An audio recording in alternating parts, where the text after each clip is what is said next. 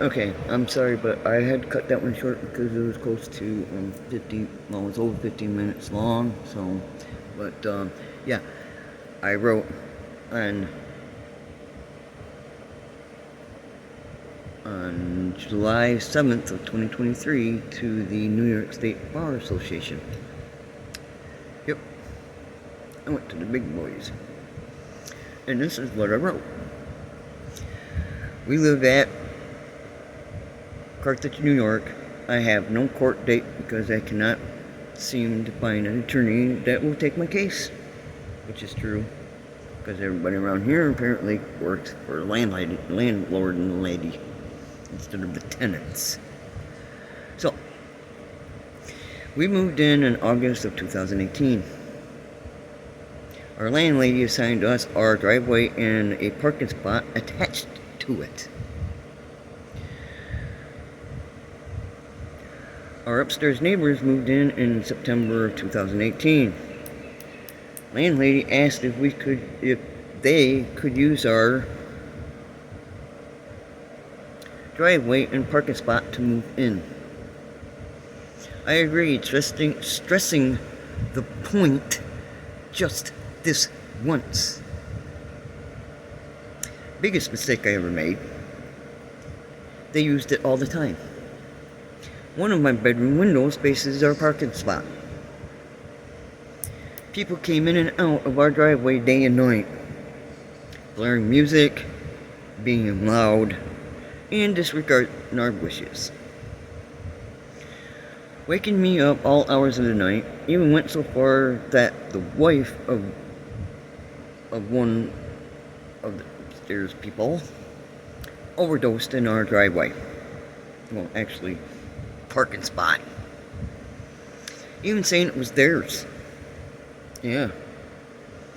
Needless to say, we fought over our driveway since 2018 to March of 2022. However, the feud didn't stop there. From March of 2020 to today, that was back in July, but it's still today.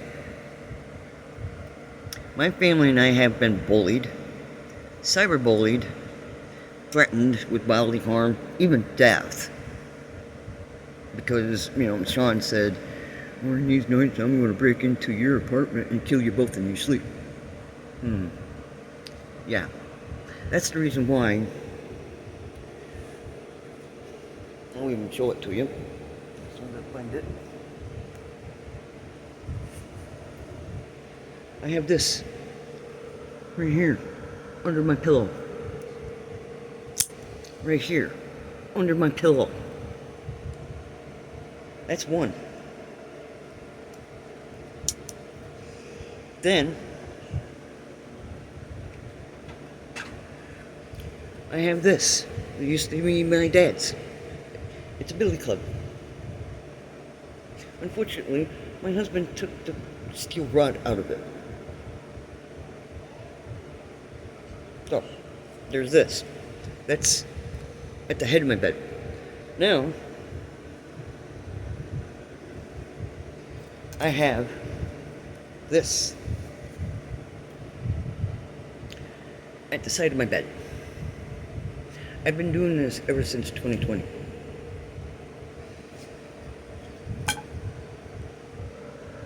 Just to let you know. Now, where was I? Let's see, threatened with bodily harm, even death. They have assaulted not only me, but my boyfriend and our son. Even bringing out a wooden oar. Remember that? To use on my son. They've also slandered me and my daughter, terrorizing us by drinking and blaring their music day and night, which the drinking part doesn't happen, but the blaring music once in a great while does still happen. Let's see. Blaring the music day and night where we could not sleep. That's domestic terrorism, which is illegal. Sean should know this because he got caught with this back in Maryland. doing it to a young lady. Apparently, he didn't learn his lesson. They destroyed my personal property, busted our window out of our back door, and trespassed every day on our side of the house. And last time they trespassed is when Ori tried to spray a line on our side of the boundary property, saying that that was theirs. That we had to move our dog kennel because it was on their side. No, it wasn't. And it still ain't. So, see, every day, well, even though I had no parking, no trespassing sign, their friends used our driveway. Both of their parents used our driveway. Even though they got one right out back of their own, they always used ours. That's the reason why they're going to be in the lawsuit too for trespassing, because they knew that they were trespassing. And they did it anyways. Let's see, yelling things through my bedroom window, like, do I, suck dick? Your daughter suck dick. Your daughter sucked my dick, Miss Kelly. All that, and then they wonder why they don't have visitors. It's like I said in the first video, Sean does not know how to shut his mouth. All through this, our landlady keeps to this day telling us that there's nothing that she can do to stop them from basically making our life a living hell. To my understanding, in the Landlord-Tenant Handbook of New York, a landlord has a responsibility and obligation of the mental, emotional, and physical well-being of the tenants. Mine and my boyfriend's has been compromised. And it has been. I have documentation in forms of videos, voice recordings, Facebook post comments, messenger messages, text messages, police reports, and a journal that I have since before we moved in. I also witnesses that will corroborate everything. I have these to verify and prove everything that I have told you is the truth. So, my question is this, and this is the question I asked. Do I have a civil case against all parties involved? Now I'm going to tell you the answer to that little email.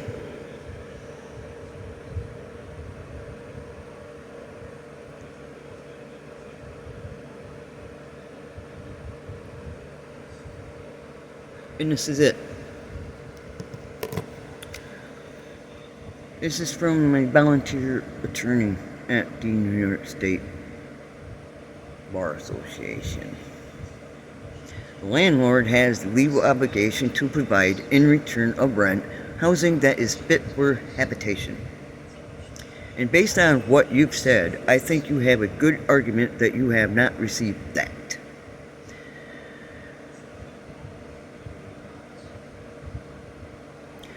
And therefore should not have to pay full rent. Also, based on what you've said, I think you have a civil claim against the people who are preventing you from sleeping and threatening violence. I recommend that you call the Rural Law Center. They may be able to represent you free of charge. The threats and violence also seem like a matter that the police would be interested in. Unfortunately, they're not. But the Rural Law Center pretty much thinks that they're very interested in it, because they gave me multiple lawyers to look into this. And guess what? I emailed and contacted every single one of them. And I'm still waiting for answers, but still. It is going forward, people. So get ready to be served. Not only you, Danielle, not only you, Ori, or Sean, or Angel, or Crystal, but your fathers. Because Danielle's father, not just recently, was bullying me and my husband, me and Kenny. Ori and Sean's father threatened me with bodily harm. His words were, quote, "Come out here so I can knock you back into your place," unquote. You don't think I remember that now, did you? So be ready. Because shit's gonna happen. And you know what they say about shit. It rolls downhill. So have a nice day.